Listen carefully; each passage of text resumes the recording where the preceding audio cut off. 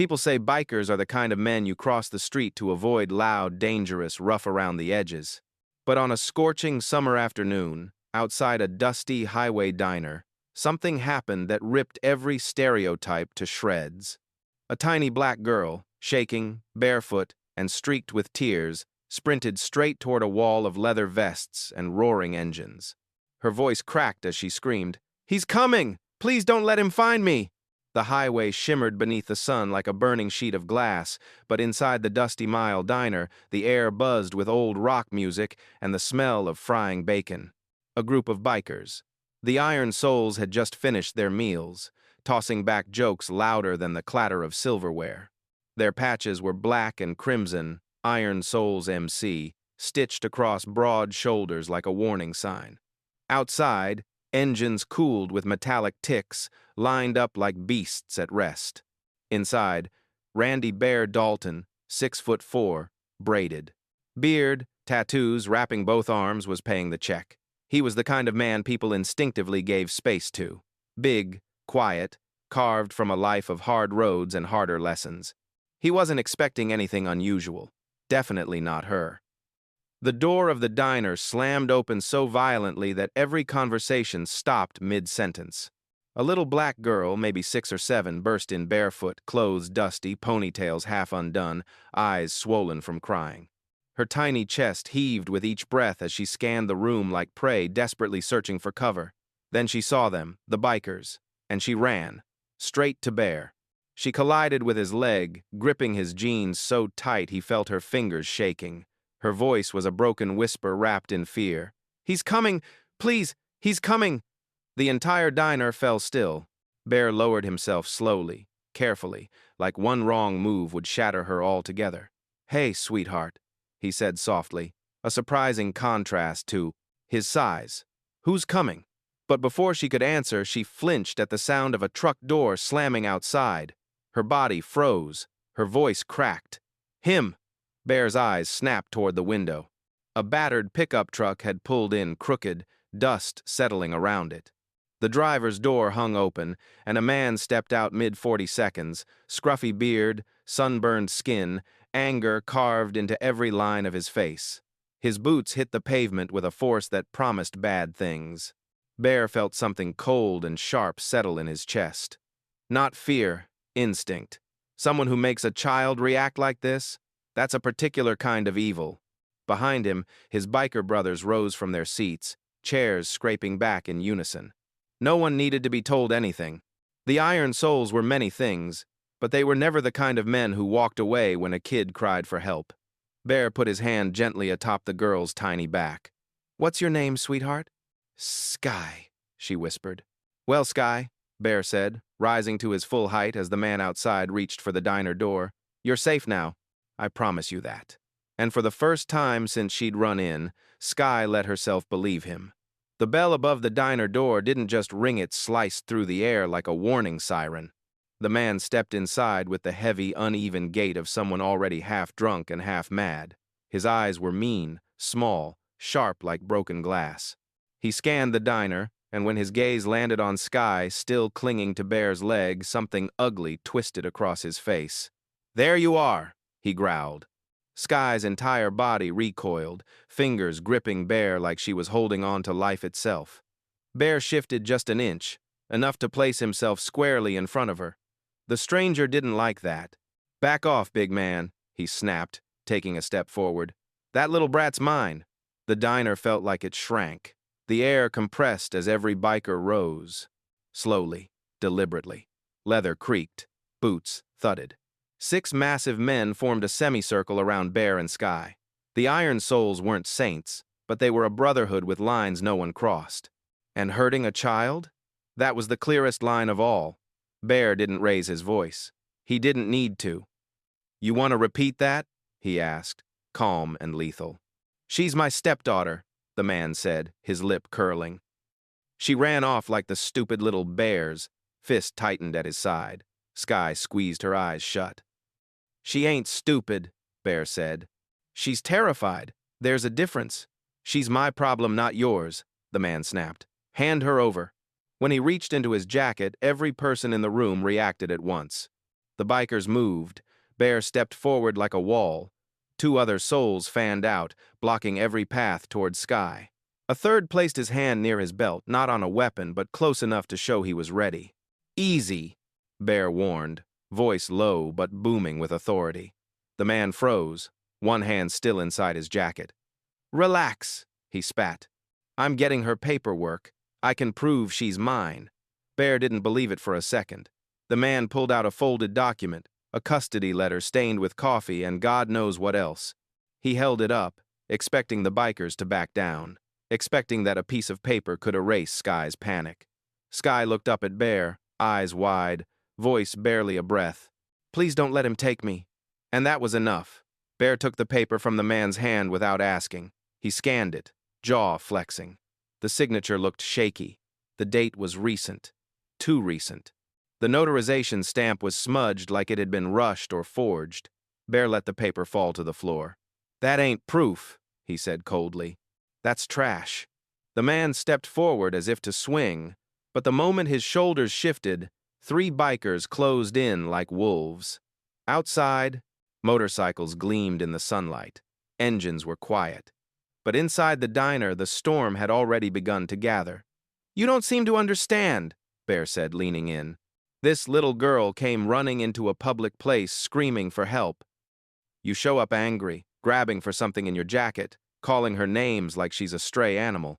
So until we figure out what's going on," he placed one huge hand on the man's chest and pushed him back.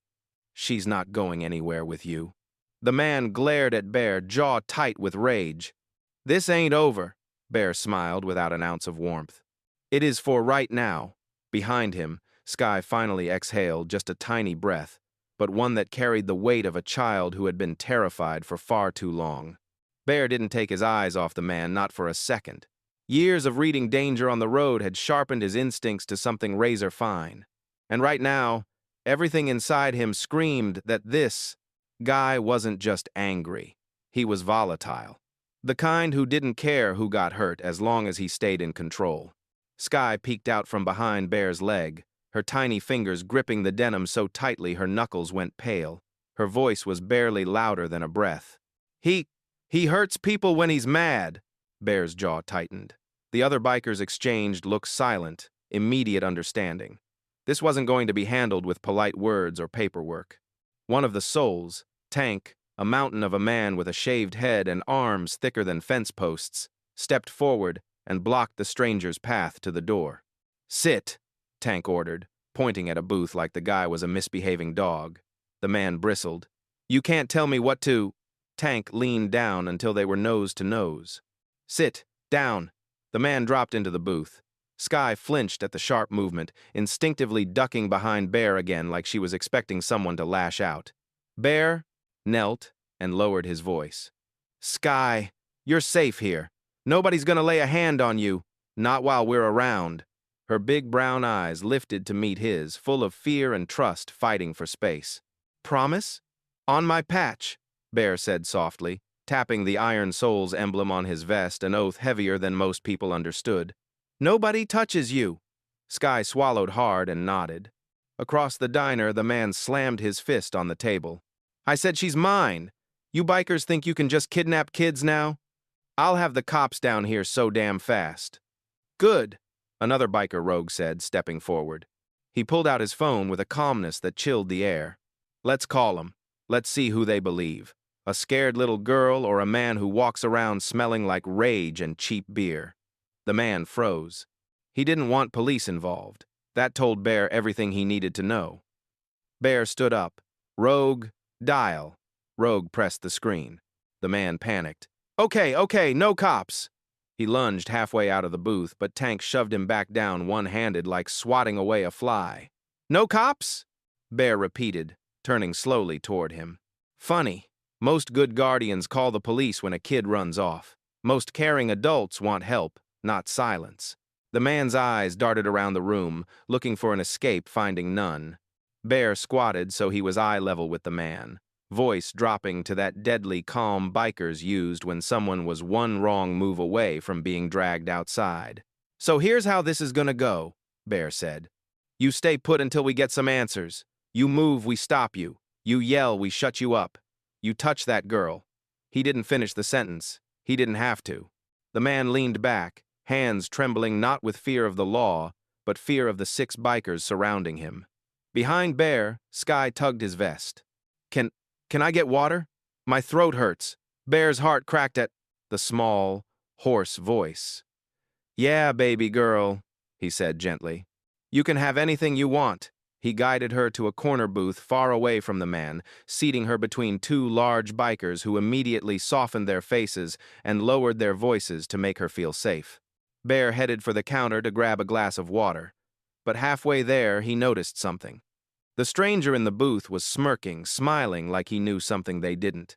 Like this wasn't over at all. Bear's stomach dropped. Something was wrong. Very, very wrong. Bear's boots stopped mid-stride. That smirk, the one twisting the man's mouth, wasn't the kind someone wore because they felt safe. It was the kind a predator wore when he had a backup plan. And predators always had backup plans. From the booth where Sky sat, Bear heard a soft cough. She was sipping water, tiny hands wrapped around the glass like it was the first time anyone had given her anything without shouting. 2 bikers flanked her protectively, Rogue on one side, Tank on the other, both trying to keep her calm.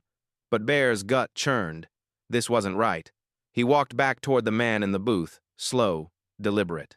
All right, Bear said, voice heavy. What's with the smile? The man shrugged, leaning back like he owned the place. Just thinking. About what? About how you're all making a mistake. A big one. Tank crossed his arms. We'll live. You're interfering in family matters you don't understand, the man said. His tone shifted, less angry, more calculating. And you're gonna regret it. Bear's eyes narrowed. Explain. The man tapped his chest where a pocket bulged. I got friends who don't like being kept waiting. Friends who know exactly where I am. Friends who know she, he jerked his chin toward Sky, likes to run off. Bear felt the room temperature drop a full 10 degrees. Rogue muttered, What kind of friends you talking about? The man leaned forward, elbows on the table. The kind who help me keep what's mine. The kind who don't take kindly to bikers playing hero. Bear's jaw locked. He wasn't scared, not for himself, but for Sky. And if this man had people who would come looking for her, he needed answers now. Bear grabbed the man's collar and yanked him forward with enough force that the table screeched across the tiles. The man choked, feet kicking uselessly beneath him. Start talking, Bear growled, low and deadly. Who's coming? The man's smirk faltered, but only a little. Guys who don't ask questions, guys who fix problems. You let me take her now. Nobody gets hurt. Easy as that, Sky overheard. Water sloshed over her fingers as she set the cup down with trembling hands. They'll hurt me, she whispered, eyes wide. Please don't let him take me. Rogue slid closer, placing his arm behind her like a shield. Ain't nobody laying hands on you, sweetheart. The man kept talking, breathless from Bear's grip, but still arrogant. All I have to do is not show up, and they'll assume you bikers grabbed her. They'll come for the girl, then they'll come for you. Tank slammed his massive fist on the table so hard the napkin holder jumped. You threatened the wrong damn people. Bear didn't take his eyes off the man. I'm only gonna ask this once. Are these men dangerous? The stranger's smile turned thin, sharp, poisonous. They make me look nice. That was it. Bear didn't need more proof. He shoved the man back into the booth and barked, Lock the front door. Now, no one gets in. Rogue sprinted to the door and flipped the lock. Tank dragged a chair beneath the handle for reinforcement. The diner went from tense to fortified in seconds. Sky pressed herself closer to Rogue, small hands trembling. Are they coming? Soon? Bear crouched beside her, meeting her at eye level again. They ain't taking you. Not today. Not ever. Not while we're breathing. But even as he said it, engines echoed faintly in the distance. Deep, low, approaching. The man in the booth leaned back, grinning like the devil himself. Told you, he whispered. They're already on their way. The engines grew louder, no longer distant whispers, but rolling thunder closing in fast. The kind of sound that made the hairs on the back of Bear's neck stand up. Not Harley engines, not the deep rumble of cruisers. These were sharp, aggressive, unfamiliar motorcycles, street bikes, modified for speed and trouble. Skye curled deeper into the booth, eyes wide, tiny body trembling. "That's them," she whispered. "They always come when he calls." Rogue laid a reassuring arm across her shoulders. "They ain't getting past us, sweetheart." But even he sounded tense. Bear peered through the blinds at the parking lot. 3 bikes screeched into view, tires spitting gravel. A 4th car, a beat-up black sedan with tinted windows, pulled in behind them. The riders wore mismatched street gear, hoodies pulled low, faces half covered by bandanas. One held a metal pipe, another had something tucked beneath his jacket that made Bear's gut twist. The man in the booth smirked and spread his hands. "Told you my boys don't like waiting." Tank cracked his knuckles. "Good. I've been bored." The front door rattled violently. A fist pounded once. Twice. Then a voice barked through the glass. "Open the door. We're here for the girl." Every biker in the diner moved instinctively, forming a barrier between Skye and the front entrance.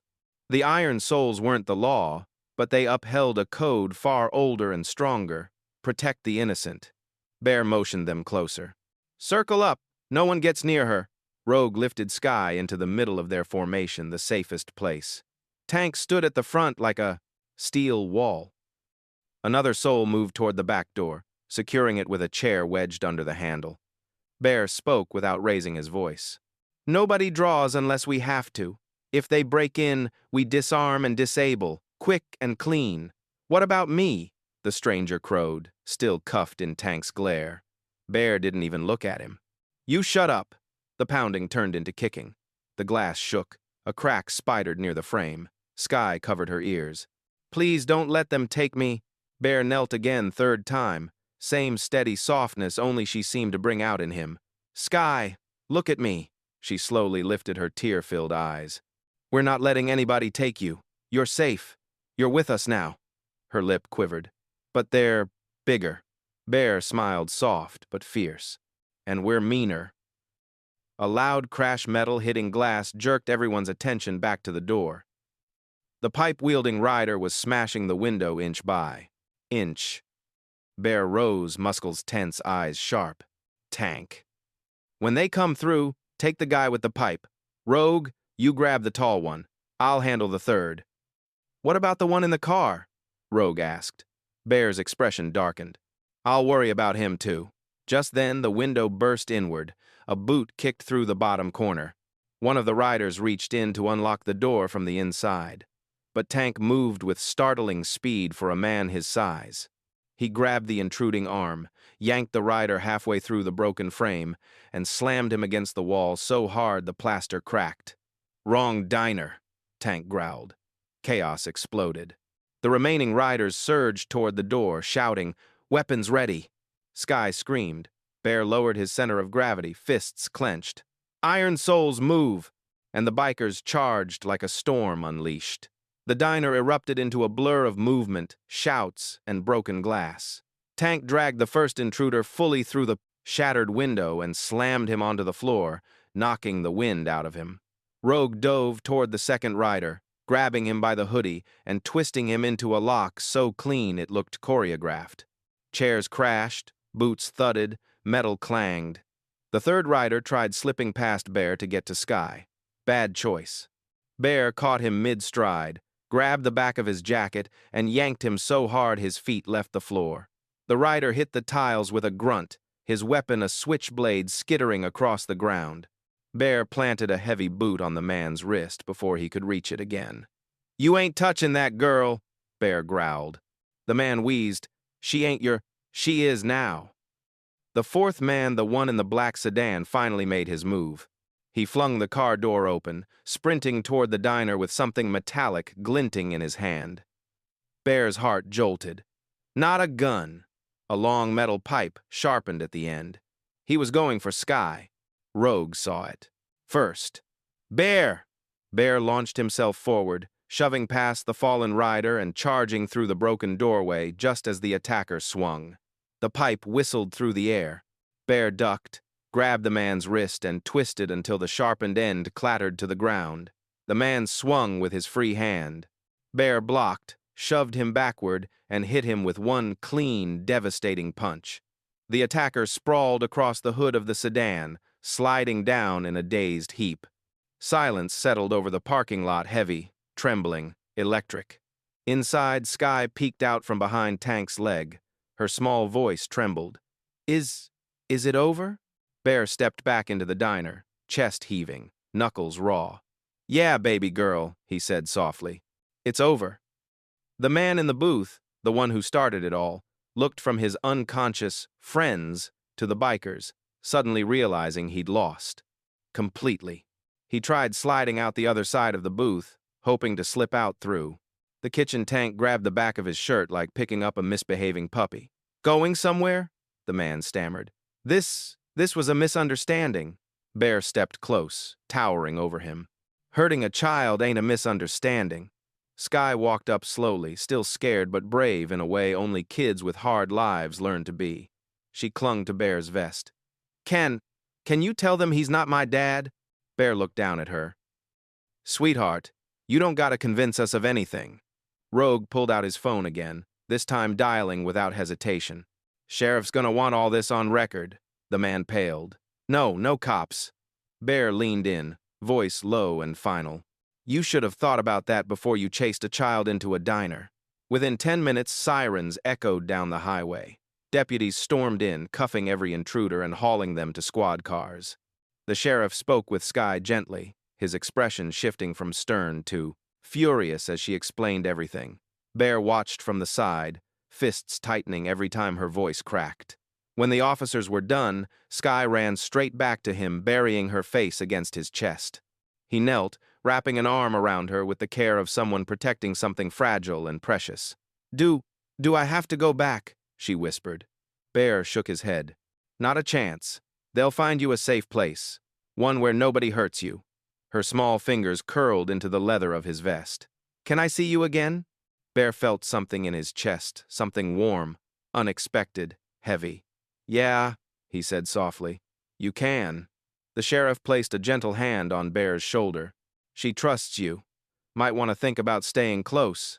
Bear looked down at Sky, at her brave little face, at the hope flickering in her eyes for the first time in who knows how long. Yeah, Bear said quietly. I think I will. Sky smiled a tiny, fragile smile that somehow felt like sunrise.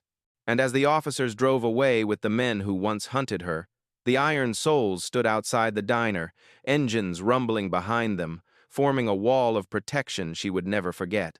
For the first time in her life, Sky wasn't running. She was home.